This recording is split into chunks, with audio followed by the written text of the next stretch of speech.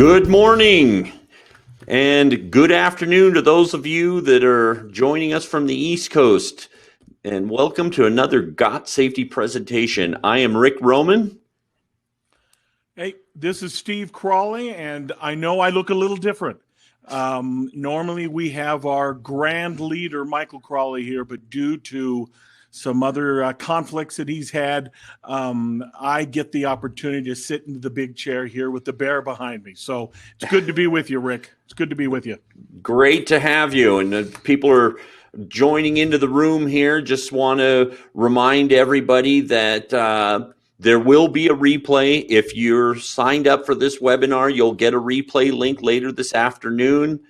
For those of you that attended yesterday's webinar, we normally don't do two of them back to back like this, Steve, but this new quick regulation came out of California, really caused us, we didn't want to wait. We needed to get this information out to you all. Could not be helped, Rick. It could not be helped. So we had to do two in a row here, but for those that joined us yesterday, I understand there may have been a little snafu with the replay link. We'll be getting that corrected and sent out to you later this afternoon as well, so that you can get the correct replay link to the webinar from yesterday.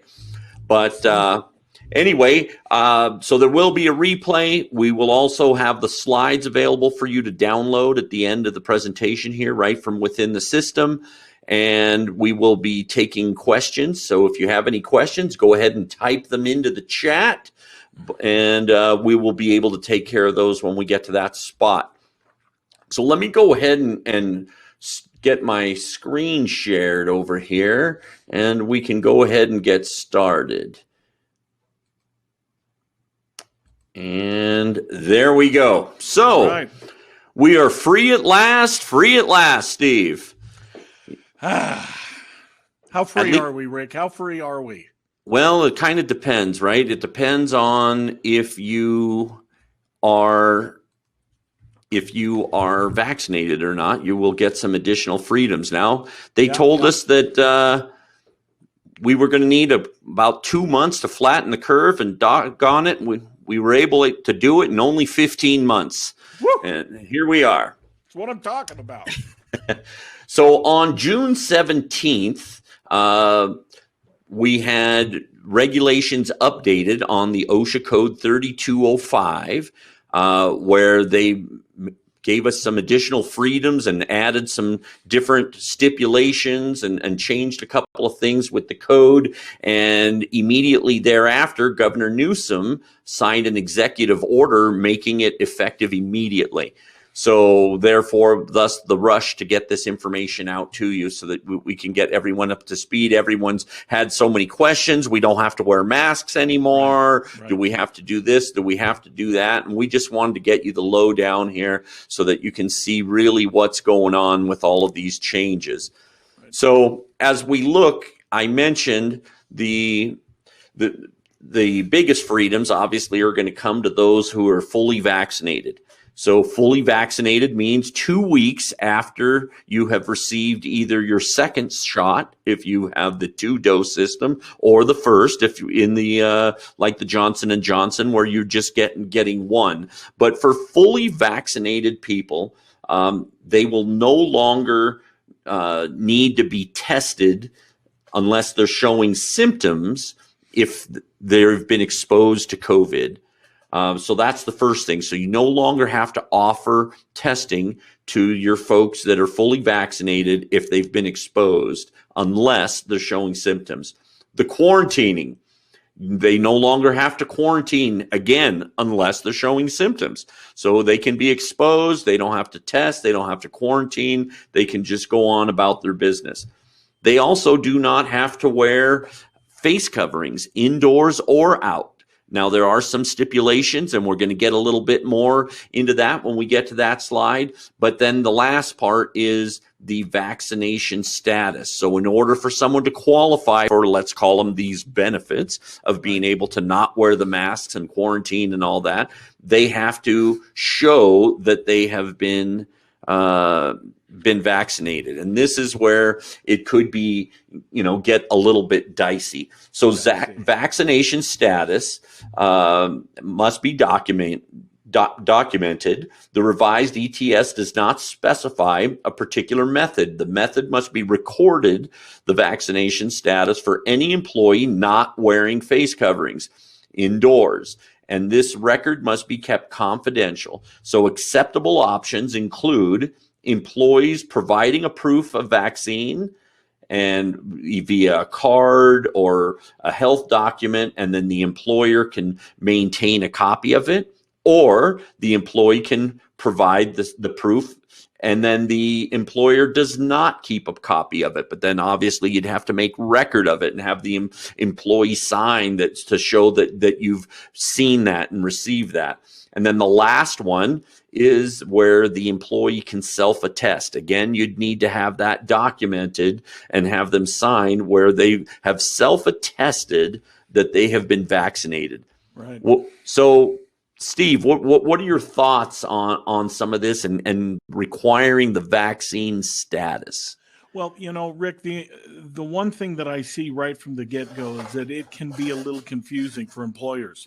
When employers looks at the three different mechanisms, the three different ways we can do it, they're trying to make it so that the employee doesn't feel pushed or threatened to their job would be there to show a card or even push to get the vaccination, Rick. So I guess the point that I would really make is, when you're looking at your employees and you're trying to fulfill this vaccination status rule, it would be real important to talk to some kind of a labor law attorney, someone that's working with you, because there could be HIPAA law issues here. And of course, we're not labor law people.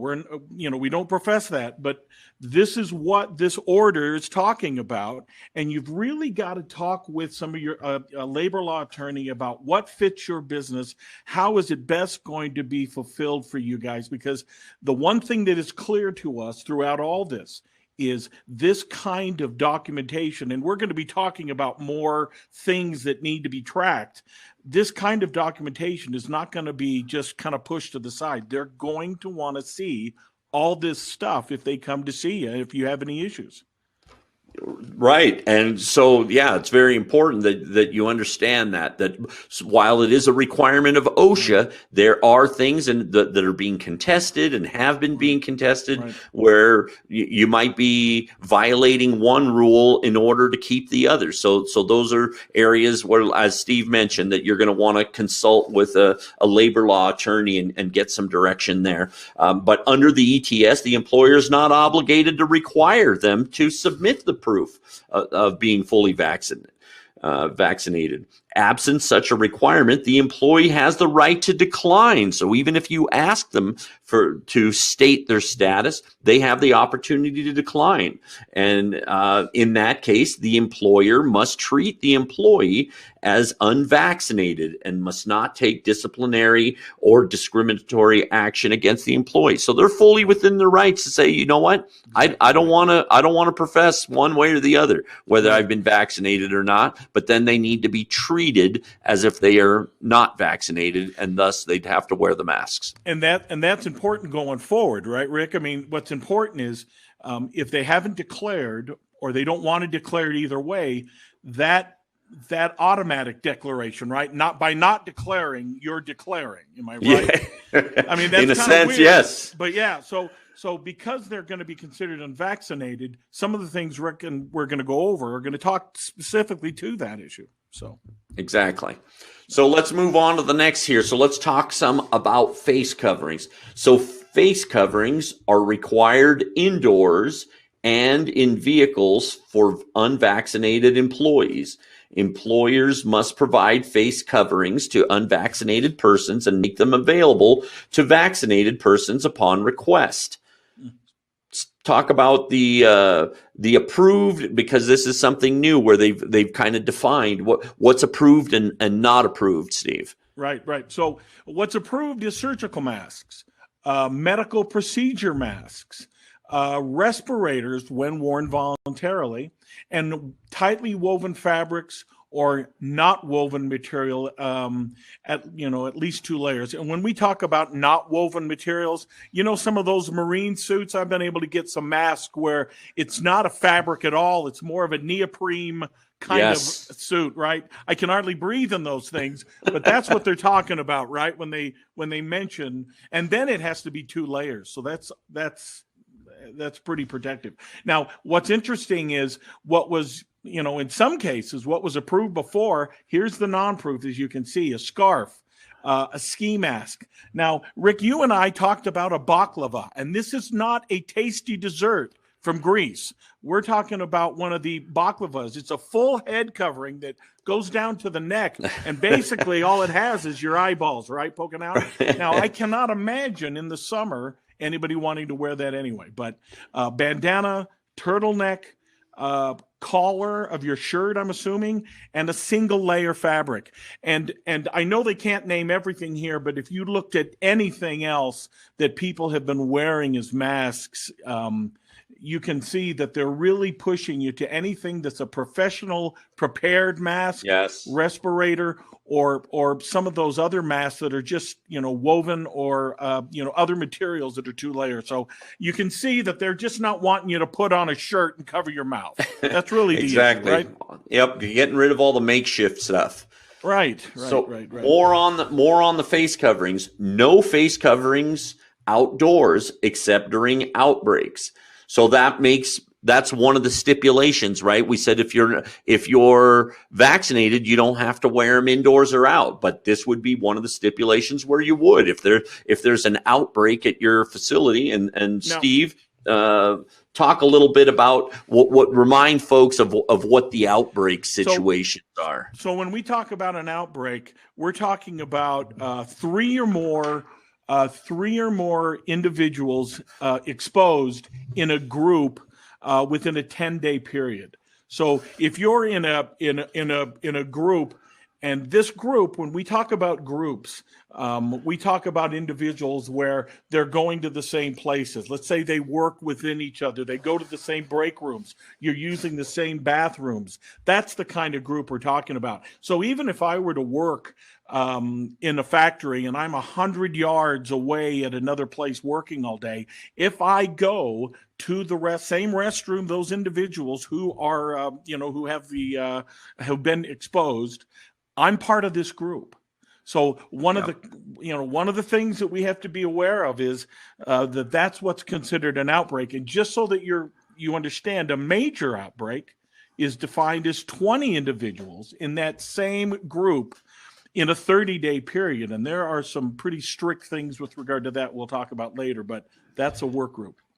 Yes, and that was actually one of the language changes where they used to talk about an exposed workplace. Now it's the exposed group, right? Because here at our offices, we actually have 2 buildings here. So we don't share the same lunchroom. We don't share the same bathroom. So you could technically have, while we're all at the same workplace, we're in a different group and may or may not be exposed if we were to have an issue here. And but Rick, if I go up and visit Bob and I walk up there and I pass through the break room and I walk by some of the exposed individuals, I don't do it all the time, but it's once here, once there. Am I part of that exposed group? Well, then it would kind of fall back under the same regulation where if you'd spent 15 minutes, if you'd spent 15 minutes over there within 6 feet of those folks and they were, and technically, if you were within that room, then yes, now you've exposed that group as well. Right. So now so for those folks that are not wearing their masks, the workers need to be trained on the CDPH, which is the California Department of Public Health. They need to be trained on their recommendations for outdoor use of face coverings. Because basically they're still, while it's not an OSHA requirement to wear them now, the CDC still, recommends that people be wearing them. And so even though they don't have to wear them now, we at least need to let them know that, look, it's still recommended by the CDC that you wear these, and the public health. And so you have to provide that training for them. Now, again, regardless of what your vaccination status, and here's another one of those rules. If you're in public transit, or if you're working K through 12 educational facilities, healthcare, long-term care, correctional and detention facilities, shelters, homeless or emergency shelters, and cooling centers, they don't care whether you're vaccinated or not. If you're working in those areas, you're still going to be required to wear your mask. So that's one of the exceptions that they talk about, and the stipulations to the folks that are vaccinated not wearing masks. Rick, what is a cooling center? Come on. I've never really seen one, but I'm only imagining that in some of these towns where possibly that get some real high heat, some of the more inland areas, maybe for homeless to be able to go somewhere where they've got maybe some kind of air misters and different areas where folks can cool off. That's nice. It's not just for the happening people then. It's more for just I get it. All right. So there you go. So in outbreaks, as Steve just defined for you, three or more, or the major outbreak, 20 or more. So 3 or more in 14 days, or 20 or more in 30 days. Employees must wear the face coverings indoors and outdoors, when 6 feet of physical distancing cannot be maintained, regardless of vaccination status. Right. So just know, if you're in that funky status there at your place of business, you're back to wearing masks. And again, for those who don't have to wear them, some of them may not feel comfortable, Steve, in not wearing them. They may not be 100% convinced that their vaccination has completely inoculated them, correct? Right. And therefore we cannot retaliate against those folks or discriminate. They are within their right to wear the mask if they would like to, and it makes them more comfortable. You know, in this day and age where we're all just wanting to strip that mask right off, right, and actually start seeing people except for their eyes, and the point being is we just want to make sure that individuals aren't made fun of and made to feel less than because they want to keep wearing the mask. So I get it. Yep.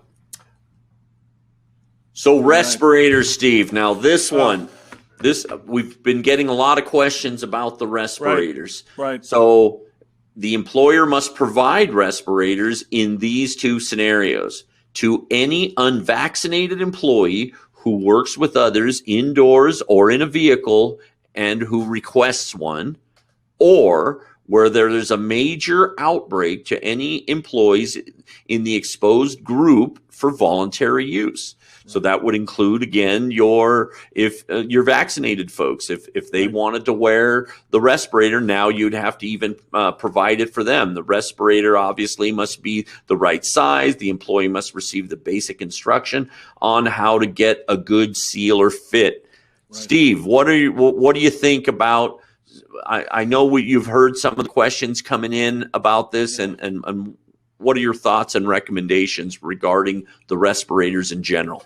Well, in general, there's a respiratory program, Rick, as you well know, for those that use these respirators as part of their normal business operations. The rule that's come out does not decide or tell you that if you choose, or if you have people who voluntarily want to wear respirators, it doesn't say that then if the employer is providing these respirators to his employees, he must have a respiratory program. Doesn't say you have to have it, but it is saying that the employers must provide them in these two scenarios. And so it's our recommendation that whether your business, which is obviously by default, your business is using respirators as part of your normal course of operation, you should have a respiratory program anyway. It's required. It is our recommendation that if you are using respirators as masks voluntarily, you get a respiratory program.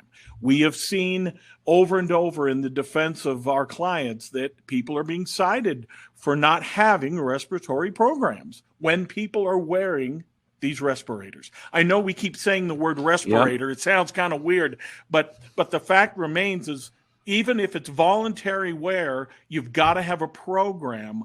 And Cal OSHA says that. So I hope that works, Rick. And that N95 that many of you might think of as a dust mask is classified as a respirator. Right. And as Steve mentioned, we've seen multiple people that have been cited when their folks were wearing these, even on a voluntary basis. So as Steve mentioned, that we recommend having that program. Now, we're not going to make that decision for you.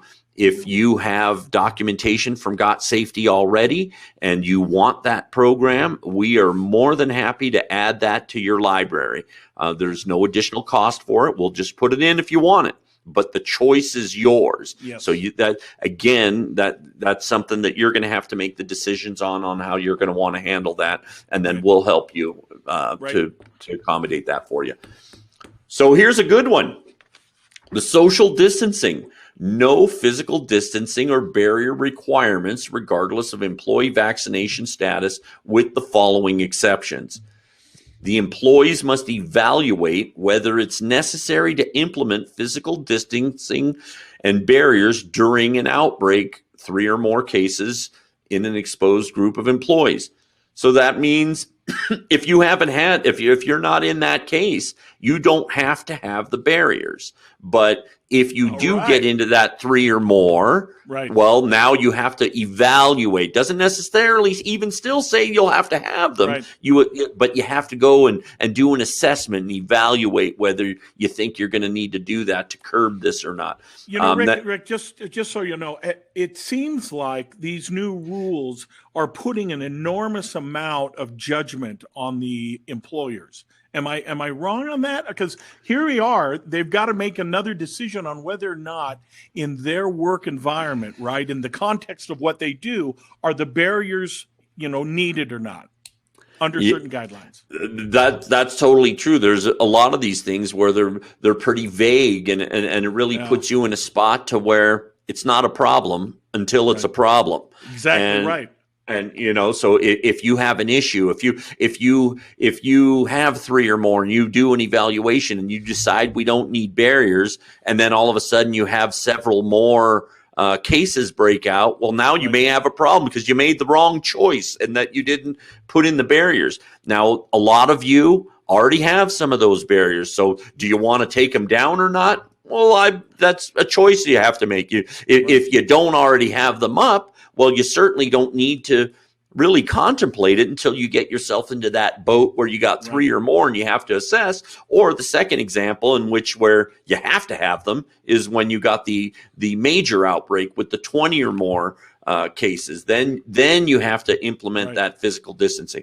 Other than that, no physical distancing requirements are required whatsoever in the employee provided housing and transportation regulations. So if you're a lot of times we have our clients in the agricultural field where they actually provide housing for their folks. So there you don't have to have any physical distancing requirements there. Or where all employees are vaccinated and the employer provided housing and transportation, they're exempt from the rules and regulations. So that's really kind of a relief on, even though if you're not vaccinated and you're still wearing the masks, boy, just the social distancing, Steve, being able to, have more people come into your place and have your workers coming back in really makes a big difference, wouldn't you say? I would absolutely say. But, even with what looks like more freedom on this end, Rick, they're putting an enormous amount of not pressure, but they're putting an enormous amount of responsibility on the owner. That's the word. To make sure that owner is making the correct decisions. And it's hard not to see an owner want to, err on the side of safety. Do you know what I mean? With all these vague rules. So it's tough. It's tough. Yep. And just as your employees have the right not to declare and then you treat them as vaccinated, you as an employer also have the right to say, you know what? I still want to live by the other rules. I still Right. want my folks to wear if you want your folks to wear the masks, you can still do those things. But like Steve says, where you get some of these freedoms, some additional responsibilities get placed on you as well. You bet. So then when it comes to testings, so employers must offer testing at no cost to employees during paid time to symptomatic, unvaccinated employees, regardless of whether there was a known exposure. So this is a new requirement, right? So before, if you weren't exposed at work and you were sick, well, now maybe you got it at grandma's. There's no one else here that's even been sick. You might have been out visiting. It's not work related. Well, now if the employee is showing symptoms, regardless whether I know where they were exposed, the employer has to pay. Unvaccinated employees, after they've been exposed, obviously have to be if you know they've been exposed there at work, obviously you have to pay them to get tested. Vaccinated employees, after an exposure, if they develop symptoms. If you remember the first slide, we said we don't have to offer testing to the vaccinated, but if they're showing symptoms, then we have to do it. Unvaccinated employees, if there's an outbreak, again, we have to offer them to get the testing, and the company has to pay for that as well. And then, of course, in a major outbreak. Now, there are some things that really haven't changed, right? So the Title 8 3205, and that's really what we've been talking about here. But then there was also, if you guys recall, back last September, the California AB 685 came out, where it talked about the notification to employees when you've had exposures in your workplace, the notifications to the health department when you've had a certain amount of cases. Those rules are slated to stay in effect until January of 2023. But there are other rules that are part of the 3205 code, which didn't change in terms of this was all initially set up to expire in October.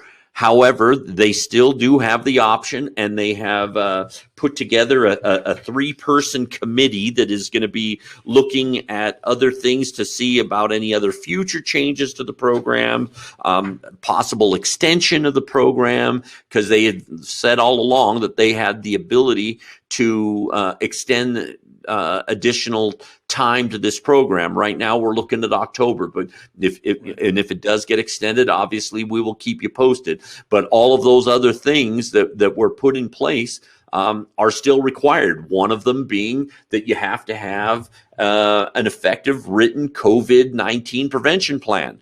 Now, those of you that are clients of ours, which most of you are, and have GotSafety documentation, we're making all those changes for you. Again, that's at no charge. It's included in your service. We're updating those documents. Some of them have already been done. We anticipate having everyone completed by the end of the week, at which time an email will be going out to all of you, letting you know that everything is up to date. So, but those of you who don't already have one, need to get one or update the program that you currently have. You still need to provide training and instruction to your employees and notify them of their rights under the ETS. You have to provide notification, as I mentioned, still to the public health departments of outbreaks, provide notifications to the employees of exposure and close contacts. Hey, Rick, just not to bring up, but I'll tell you, some of the things that we've seen lately with regard to some of the heaviest citations that we have seen come about the notification of either the health departments. Yes. And it has been unruly. And it seems it doesn't matter whether these people went to the hospital on a weekend or the day after work. It is really it's really an interesting thing when it deals with this. So I guess I only want to highlight that because we could go off saying if somebody were to leave work during the day sick, that's obviously something we want to keep track of.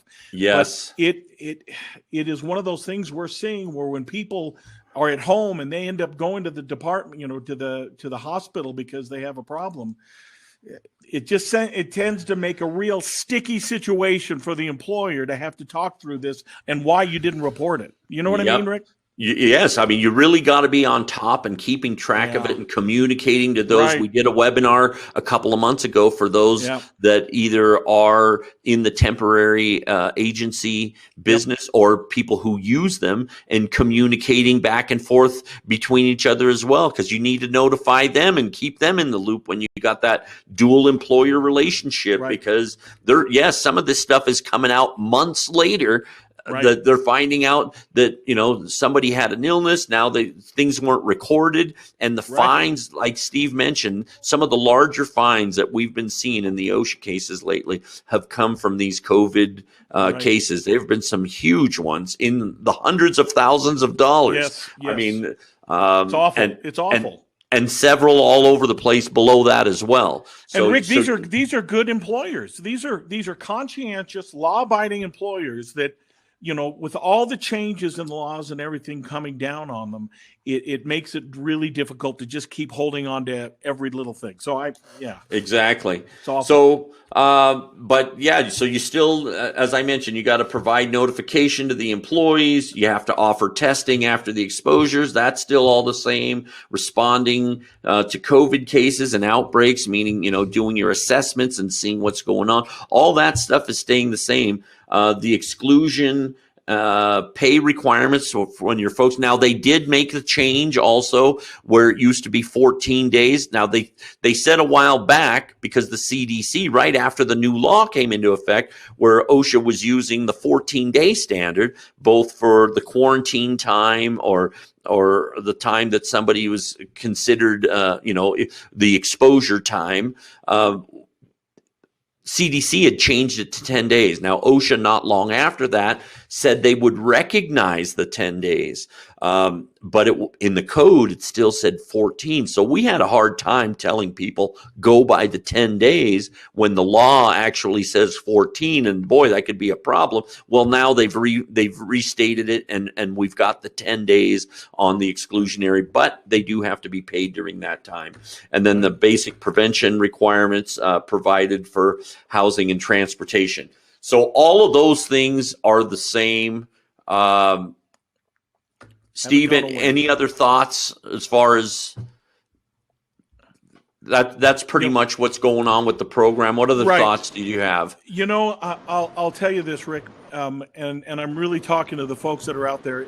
Whether you're an employer that doesn't have employees but uses temporary staffing, or you're providing temporary staffing, whether you're an employer with 3 people or 3,000 people, the simple fact is you really have to have a program that is taking into account all these rules. And as Rick and I have brought up, some of the requirements of you to be able to track and make sure that you've got some kind of tracing to understand what your effective group is. If you have an exposed group, you now know that you need to keep track of who's in and out, who's going where, and who's going to be a part of that in case you have that issue come up. So it's really important that you have a program in place, and I'll let you know we can help you. And if there is any questions you have, I would ask you, send us an email. Send Rick an email. Give us a call. Ask your question. You don't have to be a client to ask a question. We want to help you understand what's going on here. And if you need more than just a question of help, we're here to help you with that. Also, just as a reminder, for those of you folks who do need to update your programs, if you have not already received documentation from GotSafety, because of course we will be updating that part of the service. But for those of you that need to update these programs, or if you don't have them and you need to get them and what have you, hopefully as an incentive to help you with that, we're going to be doing till the end of this month, we're going to do 25% off of our normal pricing. Hopefully that could be a help for you to get those caught up to date if you're needing that, and we're happy to do that. Haven, do you have some questions for us? If someone is vaccinated, do they still need to wear a mask? Well, that is no. No, unless Yes. Unless they work in one of those fields that we mentioned, Right. such as what was it? Public transportation, medical, correctionals, homeless shelters, things like that. Schools, K-12. Yep. And aside from that, if when their company is in the status of an outbreak, then they would have to wear them. But other than that, vaccinated people do not have to wear them indoors or out, but provided that they have documented with the employer that they either through showing them the medical record or self-professing on some sort of signed record that shows that the company has to basically document them as being vaccinated. We can't have folks running around that are not wearing. Well, now that's another responsibility now especially when you got a lot of employees, right? You got half the guys running around with and half without masks, and you got to determine, hey, is that guy vaccinated? Do we have records or not? But that's really the boat you're in. You got to make sure that it's documented. If it's not documented, then they don't get the privileges.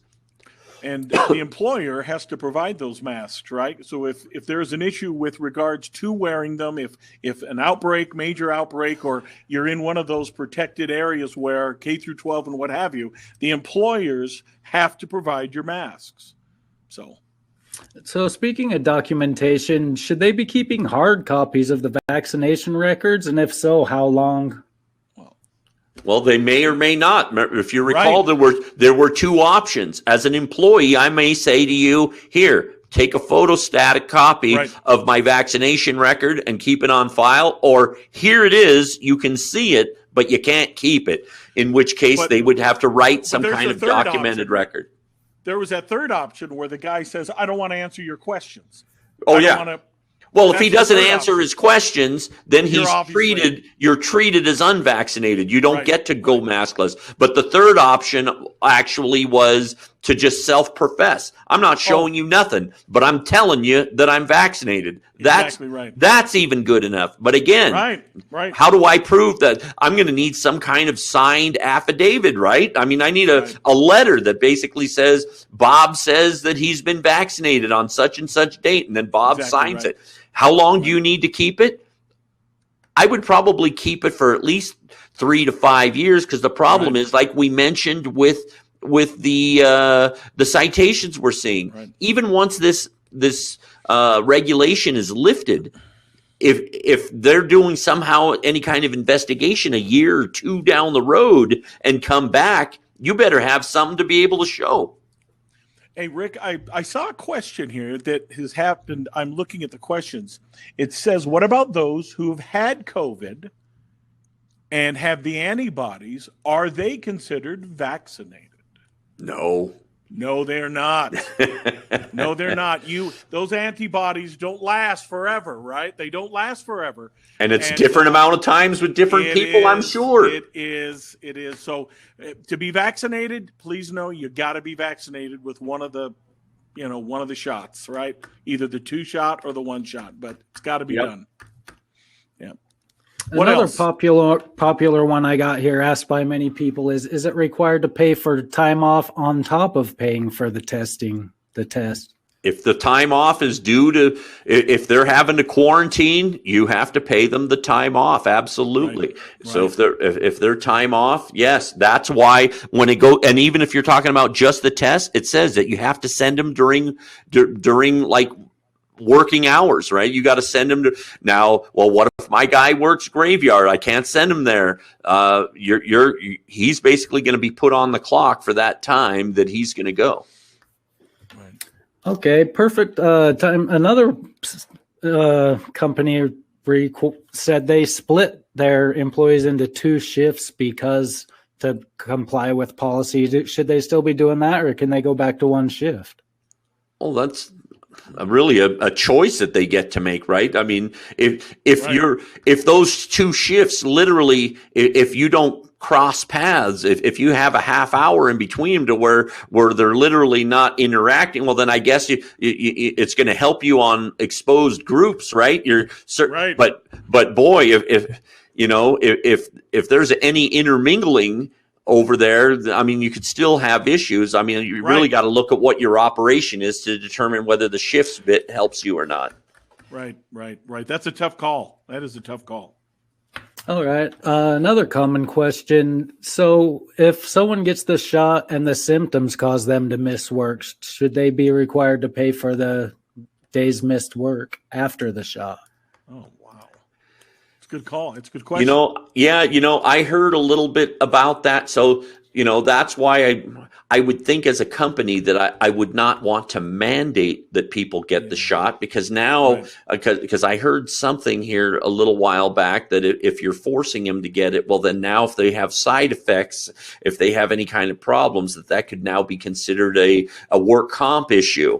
And so, boy, you might have to, when it comes to you might need to check with your labor law attorney on that as well. OSHA's not really stated one way or another as far as you having to pay them a side effect. The company has to develop a policy of what they're going to do.